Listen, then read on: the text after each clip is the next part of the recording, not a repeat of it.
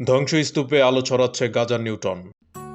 যুদ্ধবিধ্বস্ত গাজায় ছোট পরিসরে বিদ্যুৎ উৎপাদনের মাধ্যমে তাক লাগিয়ে দিয়েছে এক ফিলিস্তিনি কিশোর। হাসাম আল আত্তা নামে 15 বছর বয়সী ওই কিশোর এরই মধ্যে পরিচিতি পেয়েছে গাজার নিউটন নামে। ইসরায়েলি হামলার কারণে অন্ধকারে ঢেকে যাওয়া গাজায় হাসামের মতো কিশোররাই যেন আশার আলো জ্বালিয়ে রেখেছে। ইসরায়েলি হামলায় গাজার বেশিরভাগ আবাসিক ভবন মাটির সঙ্গে মিশে গেছে, বিদ্যুৎ অবকাঠামো এক প্রকার বিধ্বস্ত। এই অবস্থায় পকেট ডায়নামো আর টিনের পাখা ব্যবহার করে ছোট পরিসরে বিদ্যুৎ উৎপাদন করেছে হাসাম আল আত্তা। গাজার নিউটন নামে পরিচিতি পাওয়া হাসাম আল আত্তা জানায়, মূলত তার বড় ভাইয়ের 2 যমজ সন্তানেরা রাতে জেগে উঠে কান্না করার বিষয়টি থেকে সে পকেট ডায়নামো দিয়ে বিদ্যুৎ উৎপাদনের চিন্তা করে। কারণ এই শিশু দুটি রাতের অন্ধকারে খুব ভয় পায় এবং জেগে উঠে আলো না পাওয়া পর্যন্ত কাঁদতে থাকে।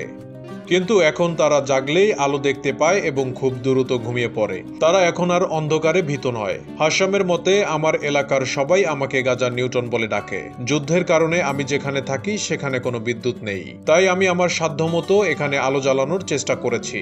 ইসরায়েলি গানবোট আর যুদ্ধ বিমানের গর্জন রাফার আশ্রয় শিবিরের শিশুদের ভীত করে তোলে উল্লেখ করে হাসাম বলে, যুদ্ধ বিমান ও গানবোটের আওয়াজ আমাকে ভীত করে, যেন আমাদের তাঁবুর ঠিক পাশে গোলাবর্ষণ করছে ইসরায়েলি গানবোট ও যুদ্ধ বিমানগুলো। আমার মতো শত শত উদ্ভাবনী ক্ষমতা সম্পন্ন কিশোর আছে গাজায়, কিন্তু কেউ তাদের দিকে নজর দেয় না, কাজের প্রশংসা করে না।